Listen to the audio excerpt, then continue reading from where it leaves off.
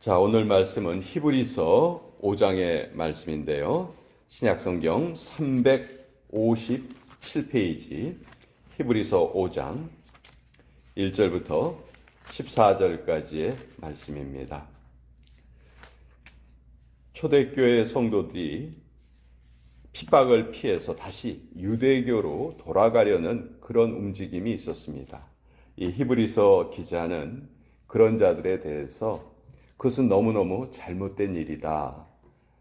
유대교를 믿는 사람들이 중요하게 생각하는 대제사장과 예수님이 우리를 위해서 이루어주신 대제사장의 직분이 이렇게 다르다. 그러니 예수님을 결코 떠나서는 안 된다 하는 것을 히브리서 5장을 통해서 우리에게 알려주고 계신데요. 1절부터 14절까지의 말씀 우리 같이 읽도록 하겠습니다. 시작.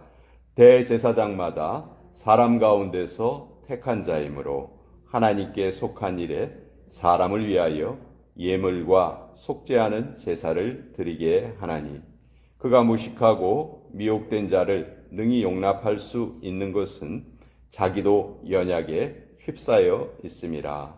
그러므로 백성을 위하여 속죄제를 드림과 같이 또한 자신을 위하여도 드리는 것이 마땅하니라. 이 존귀는 아무도 스스로 취하지 못하고 오직 아론과 같이 하나님의 부르심을 받은 자라야 할 것이니라.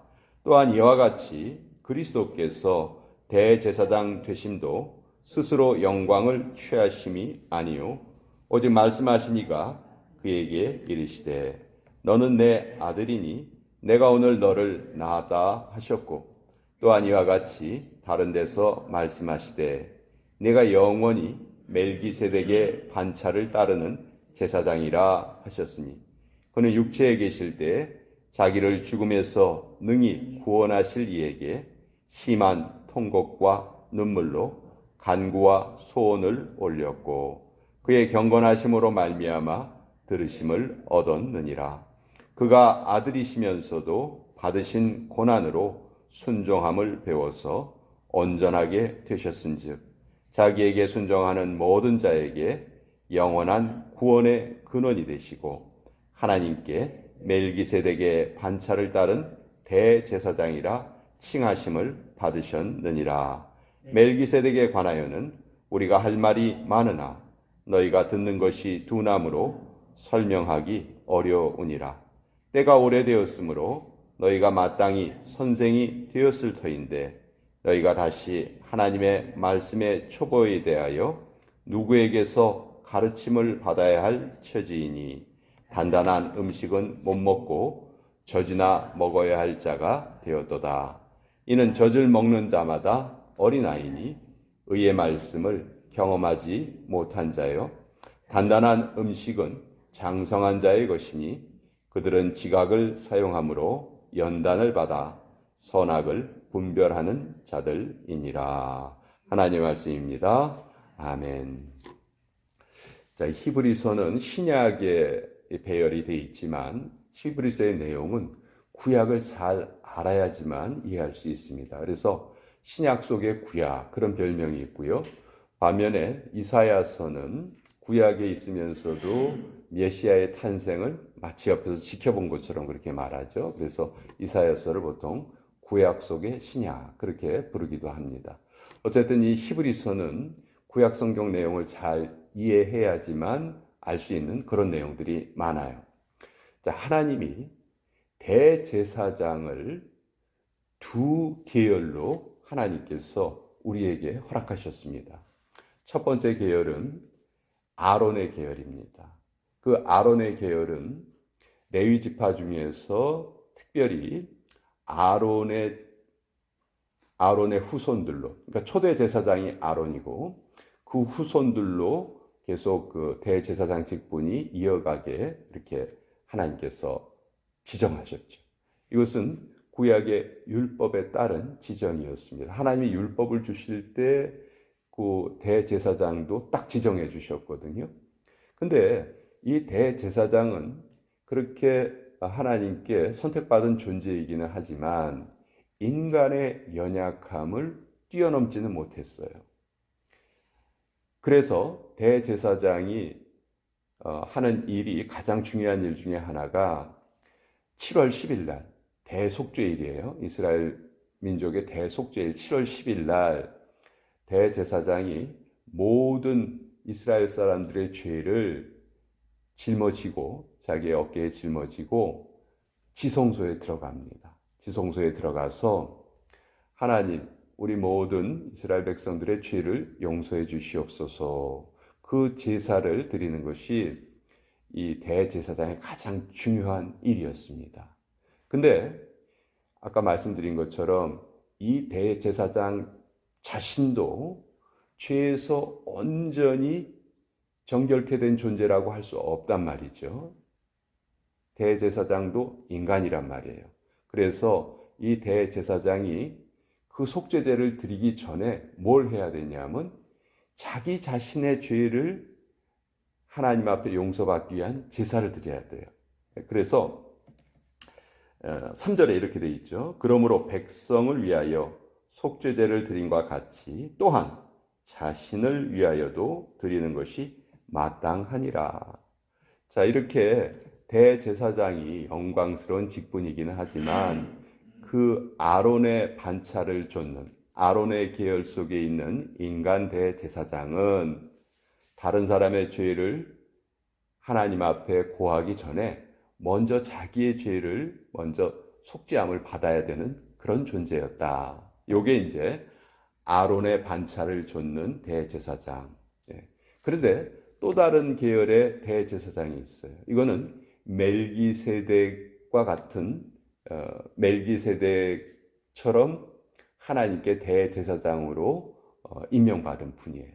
근데 멜기세덱이 누구냐 하면 창세기 14장에 보면 아브라함이 자기의 조카 롯이 붙잡혀 갔어요.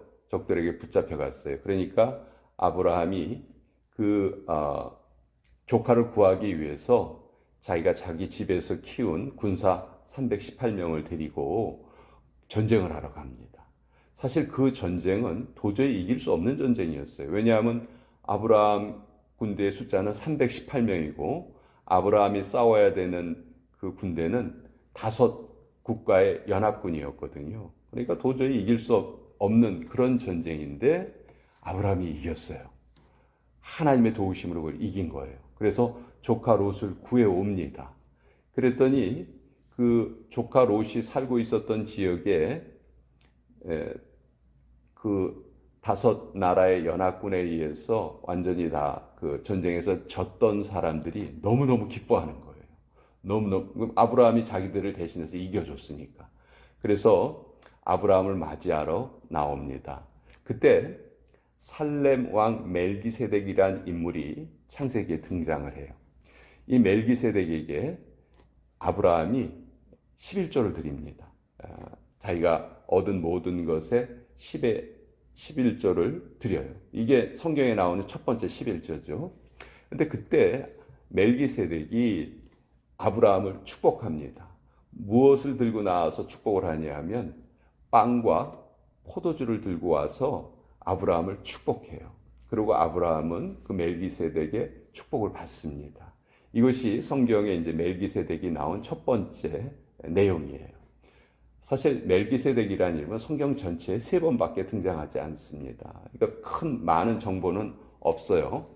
자, 이 멜기세덱은 시작과 끝이 없다, 이렇게 성경이 기록하고 있습니다. 그러니까 시작도 없고 끝도 없는 인물이다. 또 하나님께서 그를 대제사장으로 임명하셨다, 성경이 그렇게 말하고 있어요. 그러니까 아론의 계열은 인간의 형태를 띤 인간으로서 계속 이어지는 대제사장 계열, 반면에 멜기세덱은 하나님께 직접 임명을 받은 인간이라고 할 수 없는, 인간과는 다른 존재의 대제사장 역할을 하는 분. 근데 예수님이 바로 그 멜기세덱과 같이 하나님께 직접 임명을 받으신 그런 대제사장이시다. 그거를 지금 히브리서 기자가 말하고 있는 거예요. 그러니까 아까 대제사장은 백성들의 죄를 용서받기 전에 자기의 죄부터 용서받아야 되는데 예수님은 그럴 필요가 없으신 분이다. 예수님은 아예 죄 자체를 모르시는 분이기 때문에 자기의 죄를 용서받으실 필요도 없고, 그래서 예수님이 우리를 위해서 행해 주신 그 제사는 단 한 번에 모든 것을 다 이루신 제사다. 이걸 지금 히브리서 기자가 설명하고 있는 거예요. 왜 이런 설명을 하고 있냐면 로마가 기독교를 박해하기 시작하면서부터 점점 박해가 심해지기 시작합니다. 처음에 로마 황제들이 자기들을 신으로 섬기라고 하지는 않았어요. 그러다가 도미티아누스라는 황제 때부터 황제 숭배 명령을 내립니다. 그건 어떻게 하는 거냐면 황제가 곳곳마다 마을에 황제의 동상을 세워놔요. 그러면 1년에 한 번 그 동상 앞에 가서 로마의 황제는 나의 주님이십니다. 그걸 그 앞에서 고백을 하고 그걸 로마 군인이 옆에서 지켜보고 있는 거예요. 그래서 이렇게 황제를 주님으로 인정한 사람들은 오케이, 너는 이제 가도 돼. 1년에 매년 한 번씩 해야 돼요. 근데 크리스찬들은 예수님이 주님이시라고 고백하는 사람들이기 때문에 그 로마 황제 숭배를 안 하는 거예요. 그러니까 로마에서는 어떻게 하기 시작했냐면 로마 황제를 숭배하지 않는 자들은 다 죽여버려라, 이렇게 된 거예요. 근데 유대교 신자들은 예수님을 메시아로 인정하지 않았어요. 그래서 유대교 신자들은 마음 놓고 와가지고 그냥 로마 황제에게 절을 하고 가는 거예요. 자, 유대교를 믿는 사람들은 다 그런 일을 하고 목숨을 구할 수 있었어요. 반면에 예수님을 믿는 자들은 죽음을 맞이할 수밖에 없었죠. 이러다 보니까 믿음이 약한 자들이 점점 유대교로 다시 넘어가게 된 거예요. 그러니까 그 상황 속에서 이 히브리서 기자들은 아니다, 그렇게 해서는 안 된다. 절대로 그거는 잘못된 일이다. 유대교가 유대교인들이 그렇게 소중하게 생각하는 모세와 예수님을 비교해 보자. 모세는 하나님 집의 종이었어, 사환. 근데 예수님은 하나님의 아들이시고, 그럼 우리가 누구를 더 높여드려야 되겠느냐? 당연히 예수님을 높여드려야지. 또 유대교에서 자랑한 대제사장이라고 해봐야 인간이기 때문에 자기의 죄가 없는 존재가 아니고 대제사장도 자기의 죄를 용서받아야 되는 그런 존재에 불과해. 그러나 예수님은 어떤 분이야? 예수님은 하나님의 아들로서 죄가 하나도 없으신 분이야. 그리고 아론의 반차가 아닌 멜기세덱과 같은 그런 신비한 대제사장으로 우리에게 오신 분이야. 그러니 우리가 누구를 따라야 되겠느냐? 이런 것들을 히브리서를 통해서 하나하나 밝히면서 히브리서 기자들은 유대교로 돌아가려는 잘못된 생각을 하고 있는 사람들을 막으려고 합니다. 그래서 히브리서에 제일 많이 나오는 단어가 영어 단어로 better예요. better. 더 좋은. 너희가 지금 잘못된 길로 가려고 한다. 그러나 우리에게 더 좋은 길이, 하나님께서 우리에게 주신 더 좋은 길이 있다. 이것이 바로 예수님을 통해서 구원을 얻는 길이다.